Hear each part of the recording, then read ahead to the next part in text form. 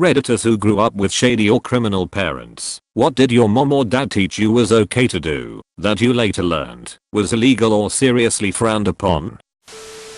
I mean, I knew it was illegal, but probably growing all the cannabis when I was a kid.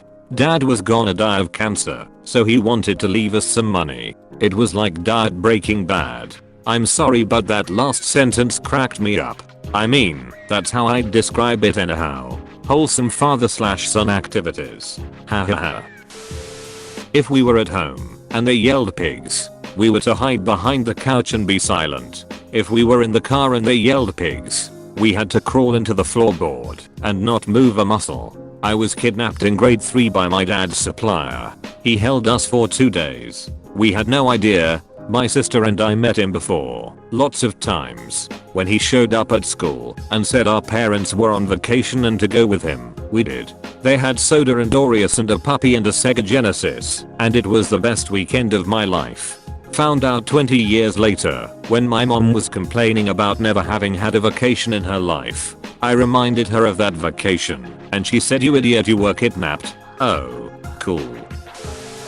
My sister used her marketing and her cut and paste skills to produce a college diploma for her then husband in the 1980s. The artists at my college newspaper made some fake parking tickets to put on their own car so that they didn't get any real tickets. Part of me admires the creativity that goes into this. Another part sees it as a slippery slope.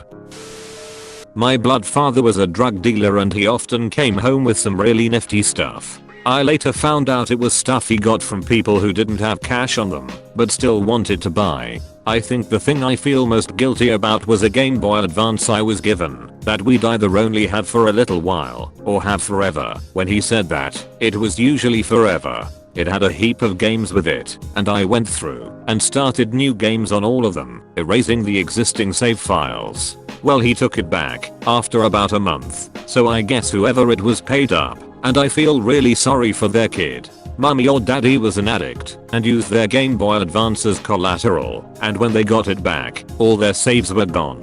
I was only a kid at the time and didn't really know the context in which I was handed the thing, but I know it belonged to a kid, since there were quite a few young child learning game cartridges alongside Mario and Pokemon.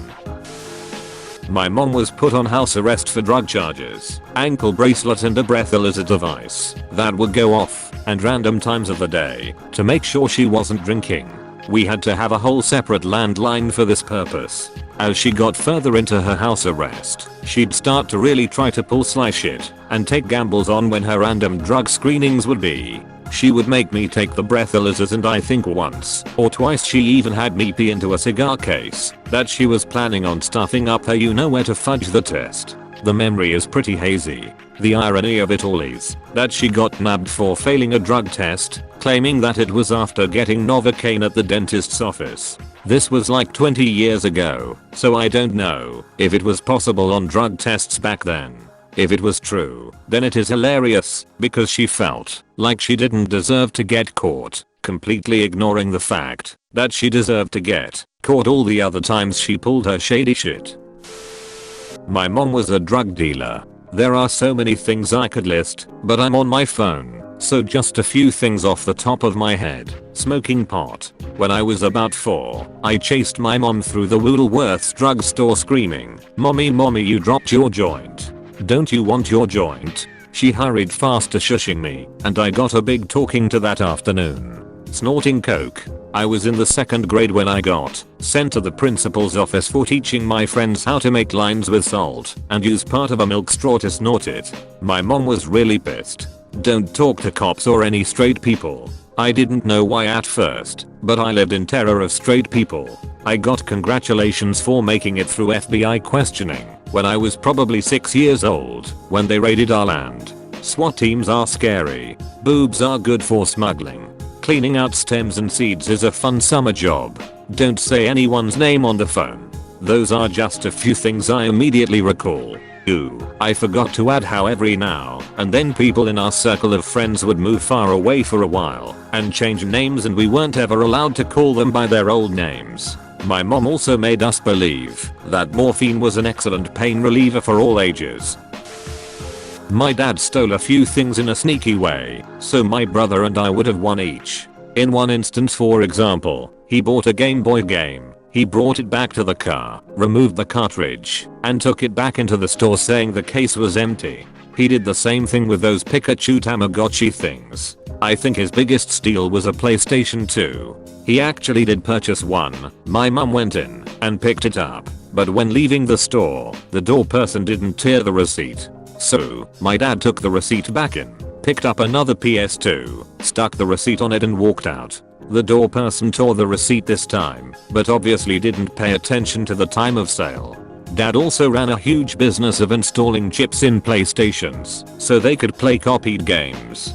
He would rent games, burn a copy, then sell copies to other people. We had a whole library and catalog of copied games and Dad had quite a few customers. Looking back, I see how dodgy it was and why he told me not to tell too many people about it.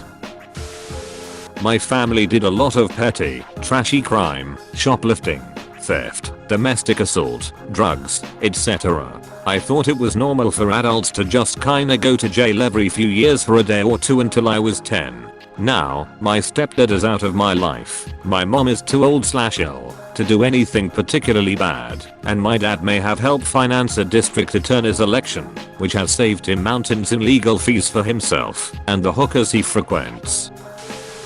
Yes, it took me a long time to get over my confusion that not everyone at my school knew all of the police officers by name during the DARE program. Small town. Not because someone in my family was a cop, but because I thought they just showed up at everyone's houses all the time, just like me. Funny how we assume everyone lives similar lives when we are kids.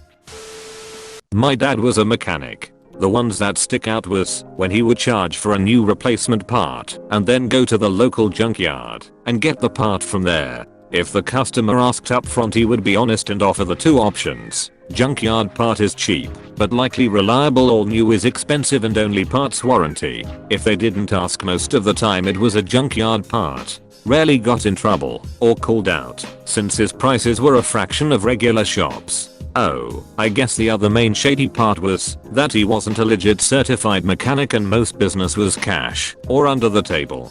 His apprentice is now my mechanic, and he learned from my dad's mistakes. He provides receipts, boxes, and shows me where he installed the new part, and it's always shiny and new, minus obvious grease handling and installation marks. I used to be told everything was okay as long as you don't get caught. They kind of said it like a throwaway phrase, but I really took it to heart. It gave me a real lack of respect for any authority at all, and made it seem more like a game than real life consequences. I would do illegal shit, just to get the rush of wondering whether or not I'd be caught. Once I was caught, I would just shrug and act like they're winning. Didn't bother me. Kinda like their punishment was just them gloating about me getting caught.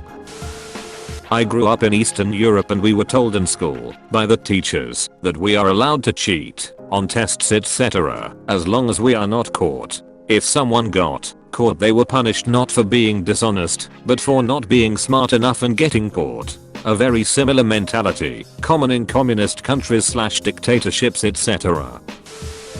It was normal for people in my family to be in and out of jail. It was normal for most of my family to have some sort of criminal record. We were always taught to not respect cops. For example, when my dad found weed in my 16-year-old sister's car, instead of reprimanding her for having it, he reprimanded her for how easy it would be for cops to find. We were always watching mob movies, and my dad would just gush about how classy and cool they were. It's just little stuff like that mostly, nothing like outrageous. A family friend was in the import/export business for gemstones. I didn't realize it could be illegal to transport gems across borders. We would have gem parties where a dining table that can sit 12 would be completely covered in bowls of gems and jewelry to buy. Same as Tupperware parties, but for gems. Some stones my parents got appraised shocked their jeweler. Super rare colors of different stones that they had never seen before. That friend has gone legit, owns some mines in Africa now. I never knew we weren't allowed to drink at the local fair. Mom used to bring beer in a cooler when we went, until I was 21 and a cop stopped me when I was walking around with a beer.